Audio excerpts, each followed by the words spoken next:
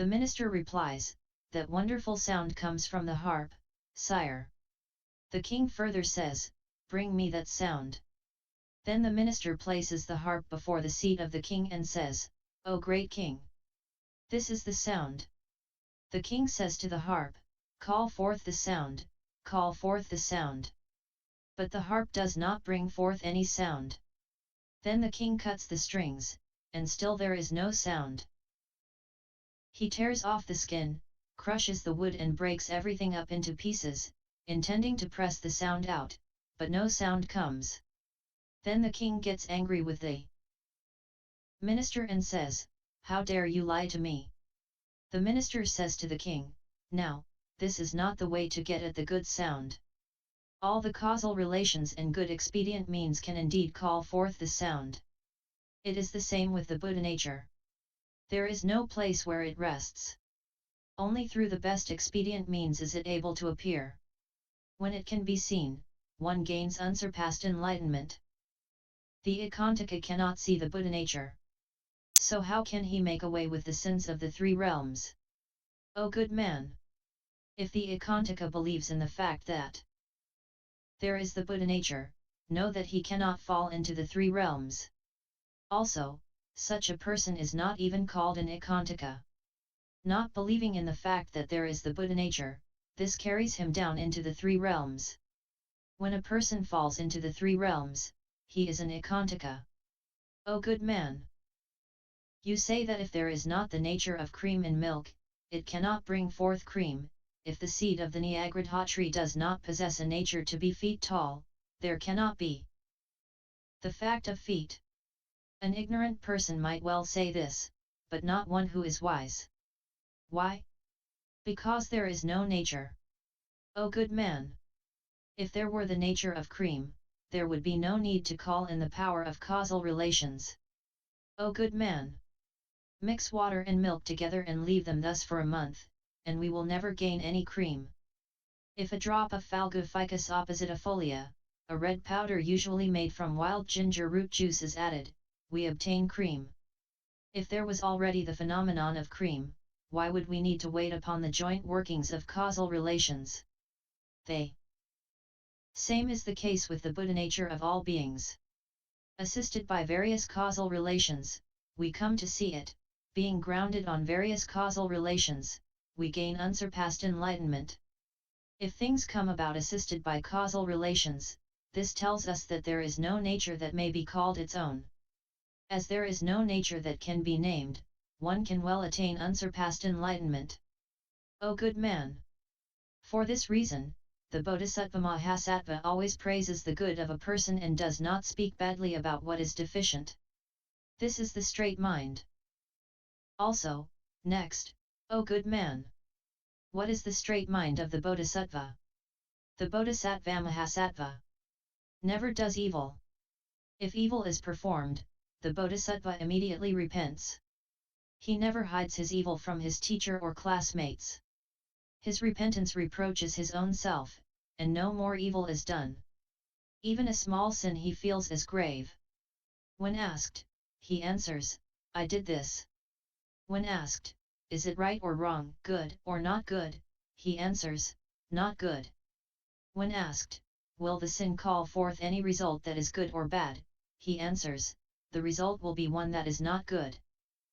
Who is responsible for this sin?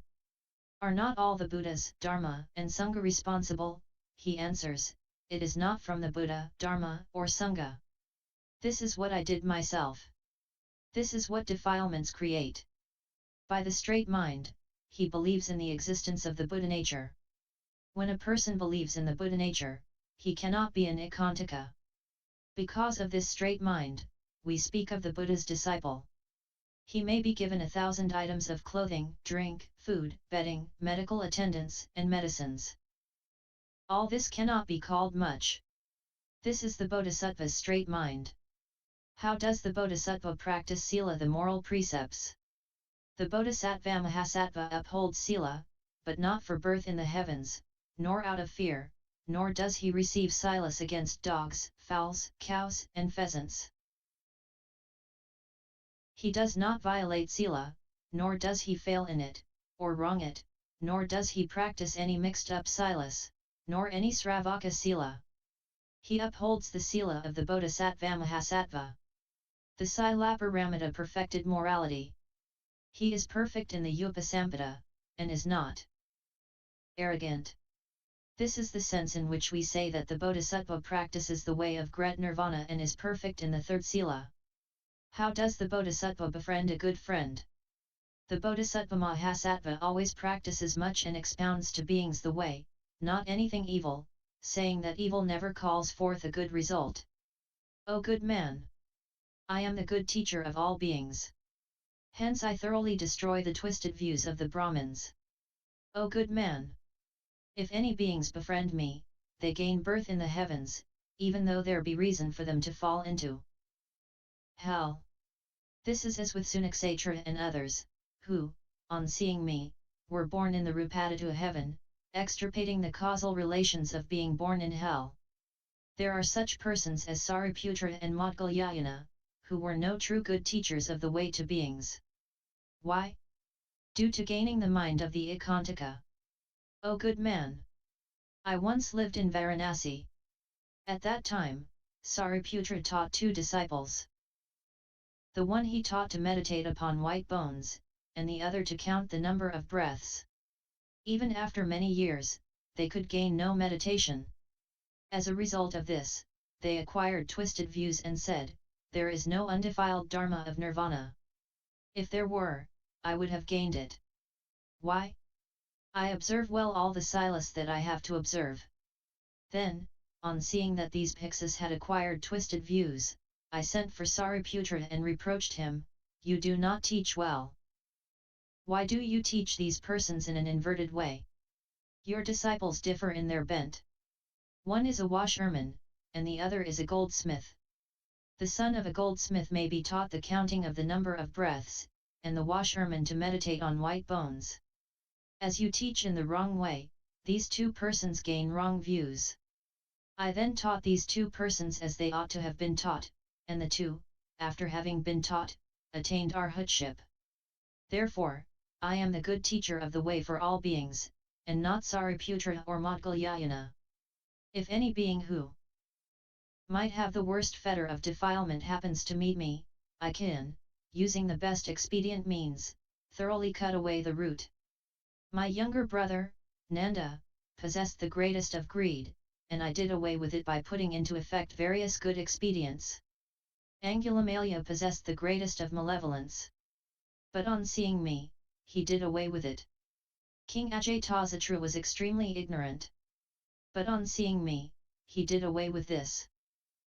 The rich man, Bhakika, had amassed, in the course of innumerable periods of time, the heaviest of defilements.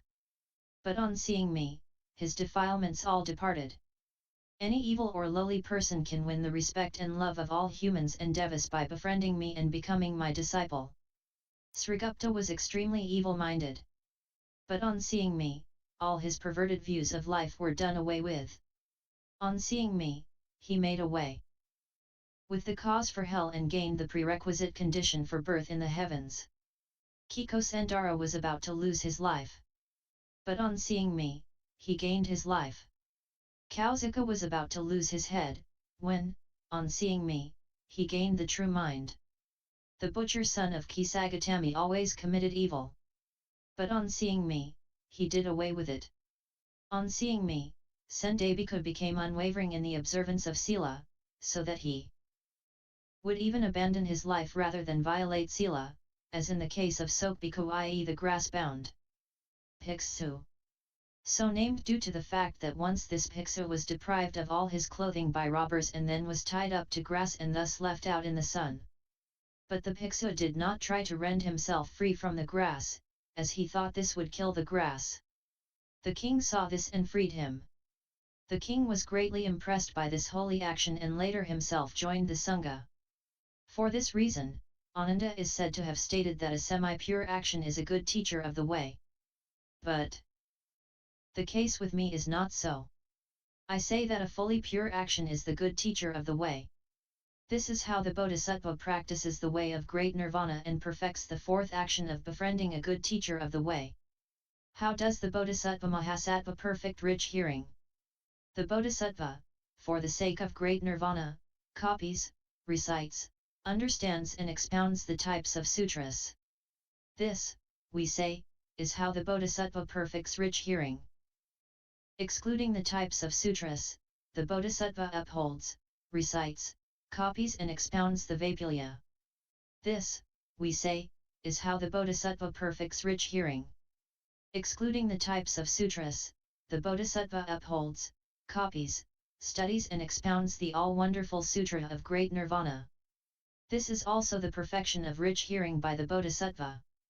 Even if one takes up the whole of this sutra, but upholds a four-line gatha, or even excludes this gatha, but believes in the fact that the Tathagata is eternal and does not change, even this can be the perfection of the Bodhisattva's rich hearing. Also, a person may even make away with this, but only know that the Tathagata does not always deliver sermons. And even this is the perfection of rich hearing by the Bodhisattva. Why? Because there is no thing that can be termed Dharma nature itself. The Tathagata talks of Dharma. But there exists nothing such as that which can be talked about. This, we say, is how the Bodhisattva practices the way of Great Nirvana and is perfect in the fifth rich hearing. O good man! There may be a good man or good woman who, for the sake of Great Nirvana, perfects or accomplishes the five things and does what is difficult to do, endures what cannot be endured, and gives what cannot be given. How does the Bodhisattva do well that which is difficult to do? When he hears that a man just takes a sesame seed for food and attains unsurpassed enlightenment, he believes this, and for a period of innumerable asamkhyas of kalpas, he partakes of a single sesame seed. If he hears that he attains unsurpassed enlightenment by entering fire, he will go into the burning fires of Avicii hell for a period of innumerable kalpas. This is where we say that the Bodhisattva does what is difficult to do. How does the Bodhisattva endure what is difficult to endure? If he hears that one can attain Great Nirvana by bearing the hardships of having his hand struck by a staff or a sword or a stone, he will, for a period of innumerable asamkhyas of kalpas, subject his body to such and will not make it a pain, i.e. he will not regard this as painful. This is where we say that the Bodhisattva endures well what is difficult to endure. How does the Bodhisattva give what is hard to give? If he hears that by giving away to others one's national castle, one's wife and children, one's head, eyes, or marrow, one gains unsurpassed enlightenment, he will for a period of innumerable asamkhyas of kalpas give away his castle town, his wife and children, his head, eyes and marrow to others. This is how we speak of the Bodhisattva's giving away what is hard to give away. The Bodhisattva does what is difficult to do, but he in no way says, "This is what I did." This applies to what is difficult to endure and what is difficult to give away. O good man! For example, there are two parents who have a child. They love this child very much. They give this son fine clothes and the best dishes when the occasion requires such, and the child has no feeling of anything lacking. If their son becomes arrogant and speaks unpleasing words, they suppress their anger out of their love. They do not even think to themselves that they have given this son of theirs clothing and food.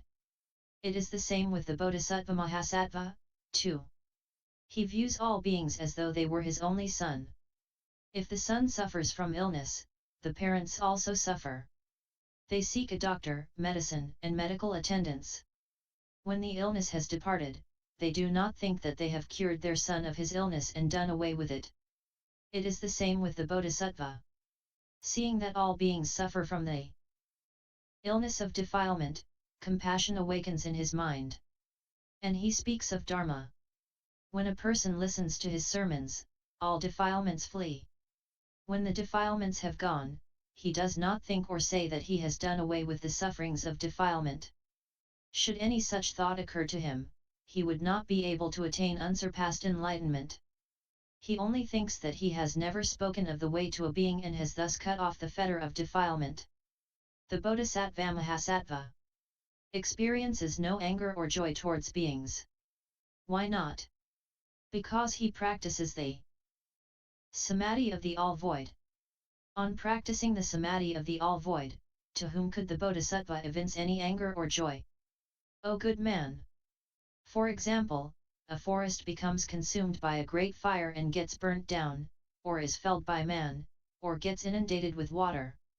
But do the forest trees grow angry or become pleased? It is the same with the Bodhisattva Mahasattva. He possesses no anger or joy towards any being. Why not? Because he practices the samadhi of the all-void. Then the all-shining Bodhisattva Mahasattva Highly-Virtuous King said to the Buddha, O world-honored one! Is the nature of all things void? Or is it void when we practice the void? If the nature is all void, there cannot be any gaining of the all-void by practicing the all-void. How can the Tathagata say that one gains the all-void by practicing the all-void? If the nature is not all-void, there cannot be any gaining of the all-void by practicing the all-void. O good man! The nature of all things is originally all-void. Why?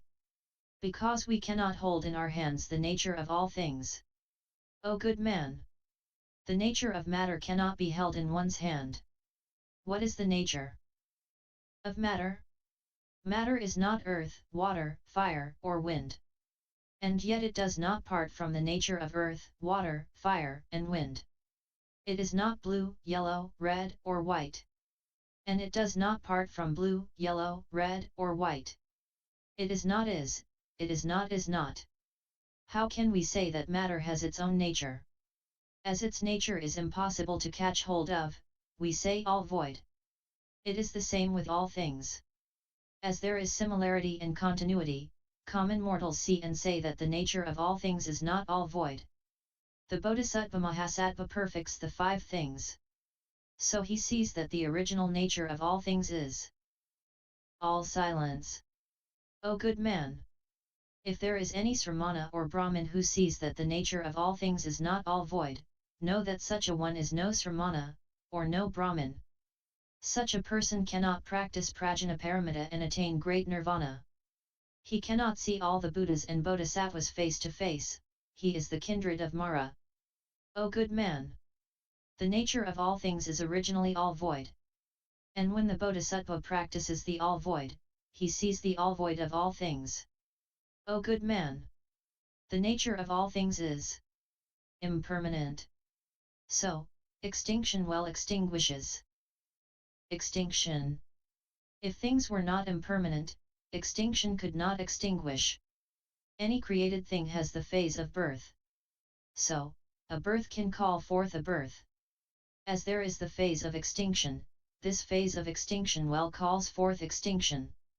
All things have the characteristic of suffering, on account of this, suffering evokes suffering. O good man! The nature of salt is salty. So it indeed makes other things taste salty. Rock candy is sweet by nature. So it indeed makes other things taste sweet. Vinegar is sour by nature. So it makes other things taste sour. Ginger is pungent by nature. So it makes other things taste pungent. Haritaki tastes bitter. So it makes other things taste bitter. The mango amra tastes light. So it makes other things taste light. Poison truly harms others. The amritas, i.e. ambrosia's nature makes a person immortal. Also, mixed with alien things, it enables such not to die. The case is the same with the Bodhisattva who practices the all-void. When he practices the all-void, he sees the nature of all things to be all-void and silent. They all-shining Bodhisattva Mahasattva Highly-Virtuous King further said, if salt can make what is not salty salty, and if, thus practicing the samadhi of the all-void, matters stand thus, we can know that this is definitely not what is good, not what is wonderful, but that the nature is upside down. The samadhi of the all-void sees only the all-void. The void is not a thing. What thing is there to see? O good man! The samadhi of the all-void makes what is not void void and silent. It is nothing that is upside down. This is as when what is not salty is made to become salty. The case is the same with this samadhi of the all-void. It makes what is not void void. O good man! Greed is by nature is and is nothing of the nature of the void. If greed is by nature all void, beings, through causal relations, could not fall into hell. If they fall into hell, how can it be that the nature of greed is all void? O good man! The nature of matter is. What is its nature? It is what is upside down, i.e. an inversion of the truth. Being upside down, beings acquire desire. If this desire were not upside down, how could beings acquire desire? As desire comes about, know that the nature of matter is not that which is not is. For this reason, the practice of the samadhi of the all-void is not upside down. O good man! When every common mortal sees a woman, there arises the form of a woman. Not so with the Bodhisattva. Even on seeing a woman, he does not gain the form of a woman. Gaining no form of a woman, there arises no desire. As no desire comes about, this is nothing that is upside down. When worldly people see a woman, the Bodhisattva accordingly says, there is a woman. If a man is seen and the Bodhisattva says, this is a woman, this is an inversion. For this reason I said to Jyoti, you Brahmin, if you call day night, this is an inversion, if you call night day, this again is an inversion. That which is day is the form of day, and that which is night is the form of night. How can this be an inversion? O good man! If a Bodhisattva abides in the ninth soil, he sees that a thing has a nature. Because of this view of the world, he does not see the Buddha nature. If the Buddha nature is seen, there will be no seeing of a nature in anything. When he practices this samadhi of the all-void, he does not see any nature in all things. As he does not see this, he sees the Buddha nature. All Buddhas and Bodhisattvas speak of two aspects. The one is the nature of is, and the other is that of not is. For the sake of beings, they say that there is a nature in a thing. For the sake of holy ones, they say that there is no nature in things. In order to let a person of the non-void see the void, that person is made to practice the samadhi of the all-void. With those persons who see no nature in all things, what there is the all-void, because they practice the void. For this reason, a person sees the void by practicing the void. O good man! You say that if one sees the void, this means that the void is equal to no thing, and ask what that thing is that one must see. O good man! It is thus, it is thus. The Bodhisattva Mahasattva sees nothing. To say that one sees nothing means that one possesses nothing. To say that there is nothing possessed equals all things. If the Bodhisattva Mahasattva practices the way of Great Nirvana, he sees nothing in all things. If something is seen, this tells us that one sees no Buddha nature. One cannot in such circumstances practice Prajnaparamita and gain Mahaparinirvana. For this reason, the Bodhisattva sees that all things are characterized by having nothing that can be possessed. O good man! It is not only the case that the Bodhisattva, by seeing this samadhi, sees the void. He sees that Prajnaparamita is void, Dhyanaparamita is void, Virayaparamita is void, Ksantaparamita is void, Silaparamita is void, Dhanaparamita is void, matter is void, the I is void, consciousness, too, is void, the Tathagata is void, and Mahaparinirvana is void. Thus, the Bodhisattva sees things as void. That is why I said to Ananda at Kapilavastu, do not be sad, do not cry and weep. Ananda said, O Tathagata world-honored one! Now, all my relatives are dead. How can I not weep? The Tathagata was born in this castle town together with me, and we are all related to the Shakya clan. How is it that the Tathagata alone is not sad and does not worry, but displays such a bright visage? O good man! I then said, O Ananda! You think that Kapilavastu truly exists, whereas I see that all is empty and silent and that there is nothing that exists. You see all the Shakyas as your relatives. But I see totally nothing therein, because I practice the all-void. That is why you gain sorrow and pain, and I look all the more bright. As all Buddhas and Bodhisattvas practice the samadhi of the all-void, they do not show any sorrow or worry. This is how the Bodhisattva practices the way of the all-wonderful Sutra of Great Nirvana and perfects and accomplishes the ninth virtue. Also, next, O good man! How does the Bodhisattva practice the teaching of the all-wonderful Sutra of Great Nirvana and perfect the last and 10th virtue, i.e. after, for example, the practice of the all-void? O good man! The Bodhisattva practices the factors leading to enlightenment, gains the eternal bliss, the self, and the pure, and then, for the sake of beings, classifies and expounds the Sutra of Great Nirvana and reveals the Buddha nature. Anybody of the stages of Srotapanna, Sakritagaman, Anagaman, Arhat, Pratyekabuddha, or Bodhisattva who believes in this word will attain Mahaparinirvana.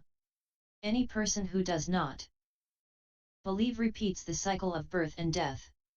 Then the all-shining Bodhisattva Mahasattva Highly-Virtuous King said to the Buddha, O world-honored one! Who are the beings who do not respect the sutras?